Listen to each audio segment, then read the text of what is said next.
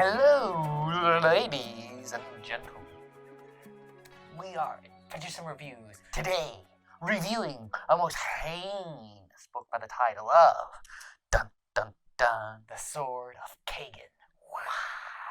For the second time, because the government busted in and stole all of our tapes of our first book. It was heinous. I don't know what we did to the Chinese, and the Taiwanese, and the Germans, but might have something to do with that Zimbabwe job we did. I had nothing to do with Zimbabwe.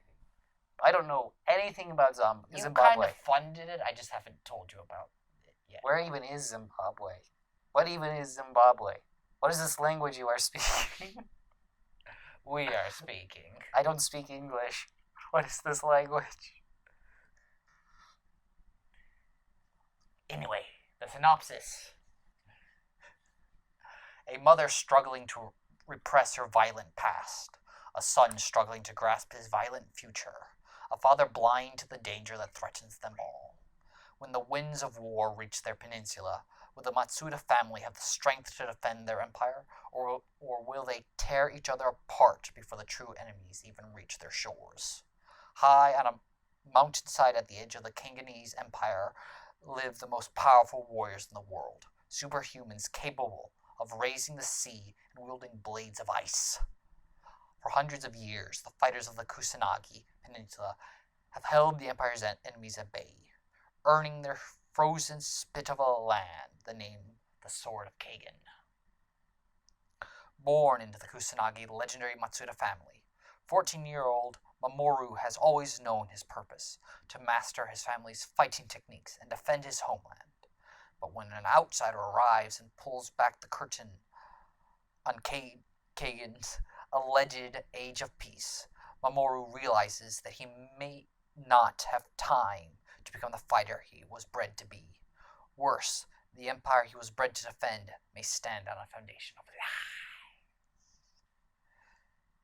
lies. Mizaki told herself that she left the passions of her youth behind when she married into the Matsuda house. Determined to be a good housewife and mother, she hid away her sword, along with everything from her days as a fighter in a faraway country. But with her growing son asking questions about the outside world, the threat of an impending invasion looming across the sea, and her frigid husband grating on her nerves, Mizaki finds the fight in her clawing its way back to the surface. All in all, a pretty good synopsis. It tells a pretty good job of what the book is about, both on a physical level, like the actual physical events, and on a more, not thematic, but theoretical level. It might rehash a couple points. Well, the first part of it is completely ancillary and unnecessary, but we will ignore that for the good of humanity. I, being a paragon of the good of humanity. Okay, we'll let you continue to think of that. Think of yourself that way. I really enjoyed this book. I would agree. Under duress, but I would agree. The book had excellent, just about everything. A really solid plot that was really well paced.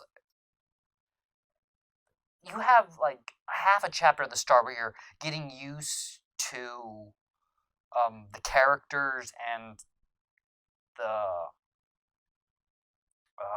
language, because the book takes very heavy inspiration from Asian cultures. A lot of the names are Asian. We think Japanese but we don't know enough to really dictate specifically. But so once you get used to the language of the book, and all that takes about half a chapter. Yeah. And then from there on, it's a slow but still tense ramp up to a conclusion. And actually, a point I really enjoyed is a significant part of the book is not just about reaching the cataclysmic fight. It is also about the fallout and dealing with what comes after these huge wars and devastation. Well, it's not exactly a war. It's the opening salvo to a war. Regardless, I actually really enjoyed that part as well. Yeah, that's probably one of my things I most enjoyed about the story is the book does not end on its climax. So, which would immediately cultivate the impression that it kind of peters out and overstays its welcome, but it does not. The story just changes. It's not just an action story. The story goes through 3 distinct phases where they're all part of the same narrative, but they're different moments and different stories building through the narrative. It is not one narrative, it is an event. And the climax of the story actually builds into the end narrative. It's the narrative is not building toward this climactic battle. The battle is part of what the story that the narrative is building, which works really well, and it actually does a great deal to keep the story fresh. Agreed. And a huge part of that is the characters. And the book does something that very few books actively achieve for me. The characters are not just actively in the events, they're just in the events fulfilling the story. The characters themselves are part of the story. Mamoru's journey is important, fundamental to the progression of the plot. And he enriches it and his journey in and of itself feeds off the plot and the events. And Misaki also benefits from him. The characters themselves are both really well designed and written, but they feed into and feed from the plot as well, which makes them deeply connected to the story in a very pleasing way. What's more is they enact changes upon the other characters in the story as well as among themselves. Mamoru has confrontations with both his mother and his father, and while confrontations makes it sound absurdly aggressive, a lot of the times it's not, and they're simply these confrontations are forcing changes. And Misaki has this exact same type of confrontations with her husband and Mamoru, right? So all these characters are interacting with each other. They are really interacting instead of just spouting lines of dialogue at each other too. And, their personalities change and... forgot the point I was going to make. Evolve. No, it wasn't quite that, but I forgot the point I was going to make, so back to you. You are so useful. I try. You're like a dictionary of blank pages written in Arabic with definitions in Chinese and lettering. I'm not quite sure how you'd write blank pages in Arabic, but I'm all for the attempt. And letters in Hindis. Well, that's just a load of contradictions. Thank you very much. I know, that's the intention. So, the book also manages to do another thing to successfully pull off a plot point that I 95% of the time loathe, and that is the flashback narrative. There is rarely a situation where you have a present tense narrative and a past tense narrative, where the past tense narrative is anything but a drag for me. Particularly because the past tense narratives tend to take up an egregious amount of time. And they're so often. You have cool, exciting events happening in the present, like, yeah, we're going to get excited. And then the author goes, wait, we have to take you back to the event in the past where nothing's happening. And frequently, stories don't need this setup, because, think about it, every story you ever read dropped you into the middle of it. You are literally dropped into the middle of the story, so why get to the middle of a story and then just suddenly take the reader back to give them history that they really don't need? And there's a simple flaw in that. If you start them in the present and tell them about the past, and the past includes the main character in the present, it's really hard to keep the past interesting because you know what happens. And now, lest you get confused, we like how the book managed its past sequence. And the past sequence was important. The past sequence features Misaki, and it works because past Misaki and present Misaki are different personalities and characters. They're in conflict with one another, and you don't immediately see how that change transpires. But also, and this may or may not be a pertinent point, but the past does not set up the events of the future. They are almost completely separate. That's not entirely accurate. It doesn't set them up in the context that it's the immediate cause of the event, but they are related. They are related, but it's not. It's dominoes falling over. Yes, and so in the present tense, while we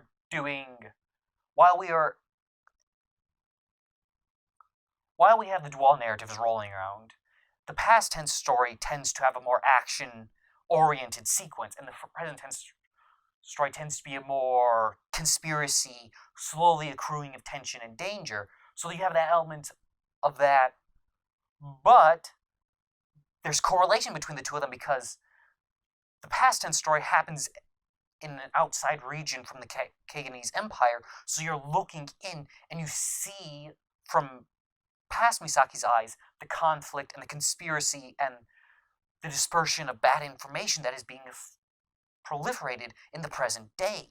So an important tidbit of information is that the Kaigenese Empire is heavily brainwashing its citizens. You are the greatest people in the world. We are strong. We have a booming economy. Yada, yada, yada. Most of which is completely erroneous. And so Miyazaki, having studied in a foreign country, comes back and she sees this. And she sees, and she watches everything with the eyes of an outsider, and in a contradiction, non-contradiction to this, which is important because all of the people around her, they are thoroughly under the government's sway. And this makes for a really interesting dynamic as she knows the truth, but she cannot speak the truth because of how, well, one, the society is aggressively patriarchal. Women are meant to be quiet and demure and not to contradict their husbands, especially in this region where her husband is an incredibly powerful magic user, like titanically potent. They're the best soldiers in the world, as the synopsis tells us. In Built the World, they're descendant of gods, and the narrative lends this credence to the point where it's actually dangerous for the mothers in their bloodline to bear children because of how powerful descendants are even in the womb. And that's a great segue point to the magic system. The magic system at its surface is the fairly basic 4 elements, earth, wind, fire, and water. And that automatically is dangerous because it might be a tad boring. Yes, it automatically causes me concern because so often you have the magic systems that are just the 4 elements, and it is grossly superficial, amounting to little more than I throw fire, I ride on fire, and it's so particularly noticeable with fire wielders, as that's the flashiest and thus the most used. But it's also just, and there's just no nuance, no play, and then you also inevitably compare it to Avatar: The Lost Airbender, which is probably the best use of that basic magic system I'm aware of. Quite possibly, yes. And because it is multiple different uses for all the various elements, etc., etc., etc. And so this book handles this element, the 4-element magic system, really effectively. The core element on display is water, and they use it in a myriad of different ways. That would be in myriad different ways. Not that. In one example, you have Mamoru and his outsider falling down a cliff. So Mamoru, with quick thinkingness, makes a bed of snow underneath them to slow their landing and thus save everybody's life. Though there's only 2 people there, but everybody's life. Woo! And then they use water to freeze themselves so they can climb up hills. Yeah, they freeze handholds, and then the mother, Mizaki, who comes from a separate bloodline, has the ability to manipulate blood and form scabs. Immediately she has, and there's more uses of this throughout the story, some of which are really important to the narrative and make for some really cool scenes. And they're not all just like flex moments where some such character destroys an entire building, though there's plenty of those, and they work really well. There's nuance to the magic system and variety that just makes it thoroughly enjoyable and constantly new. But what's more is the magic system also has like quiet moments because Miyazaki's husband, as we've stated before, is an incredibly powerful magic user. So when he enters a room, his aura will passively drop the temperature by like 20 degrees or whatever. And she's thoroughly uncomfortable by this. But she herself is also a water/ice user. He's cold to the touch, and that is so enjoyable. But it's so important to their narrative as well, because for me, one of the most enjoyable aspects of the story is how she interacts with her husband and the path their story takes. Is because the fact that he freezes her to touch just unintentionally is utterly integral to this giant wall that's between the two of them. He is cold and distant, and because of the nature of their relationship and their culture, she cannot interact. She feels unable to interact with him. Like she's constantly being crushed by just her own duties and just yada yada yada. And the fact that their magic system expresses they're strongly that it expresses an effect upon the world is extremely enjoyable, not just because it gives the magic a presence outside of when they have to fight with it. So the magic is actually alive in the world and outside of a tool the author uses to progress the story. It's part of the world itself, and it goes to building the thematic and the theme and the aesthetic of the world immensely, because that was one of the great parts about the book. The aesthetic of the world was prevalent and well handled from every level of society and in the narrative. Yeah, and it never overstayed its welcome, which is something that's terribly dangerous. Like, there was exposition moments, but the exposition moments were adeptly handled and conveyed, so they were actively interesting when they were conveyed, but they also didn't just cause your eyes to glaze over. You go, yeah, I get the gist of it. What were you saying again? Skim reading was not necessary at all, basically. The prose was excellent as well. Very enjoyable, and very rarely anything above excellent. Or below excellent, anything below excellent. I think that's most of my opinions on the book. I know. I've been belabored with them for like 20 minutes now. I know. I am awesome.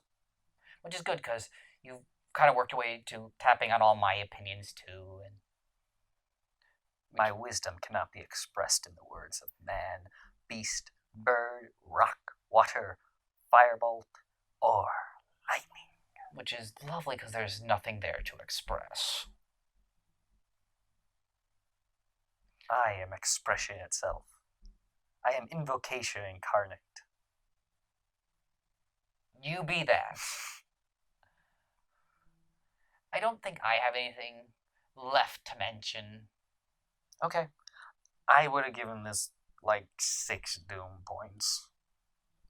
We keep forgetting to apply those in the way I wanted to apply them, which is just terrible. Fine. No. 3.5 Doom points multiplied by 7 stars and 6 hollow voids of nothingness. Well, that's quite the score, I might say, though once again, not exactly what I had in mind. But in my case, what do you want from me? I wanted to tack them on throughout the review. Oh. So that they could so that we could subtract and add, and people would understand why we gave 1 Doom point to this and why we subtracted it from this part. It would have been just thoroughly. We could have had great demon gongs. It would have been awesome. As it is, I'm just gonna have to give it like 9 doom points, subtracted by 32 scotch tapes, and with a dapper hat over there. Yes, in more clear reviews, I would have given this book 5 stars. 4.5, simply because I refuse to give anything 5 stars beyond what I myself 5 stars is not a declaration of perfection. 5 stars for me is I can find no flaws with the book. And there is not a single part I would have labeled a flaw in this book. And it was really enjoyable. Okay, so actually, one last point. There are a couple narratives that, if handled differently, I would have found distasteful about the book. However, the book handles them really well, so that even if it incorporates a narrative you or some other readers might find distasteful, I'd trust the book, right? It does everything it does exceedingly well. And it does so in an enjoyable fashion. I was about to excoriate you for bringing up that point until you actually managed to land it into something worthwhile. I tend to do. Toodaloo! Goodbye. We disappear. We have vanished. Poof! Kaboosh. Quick, now run off screen so we can have clouds of... so we can have clouds of...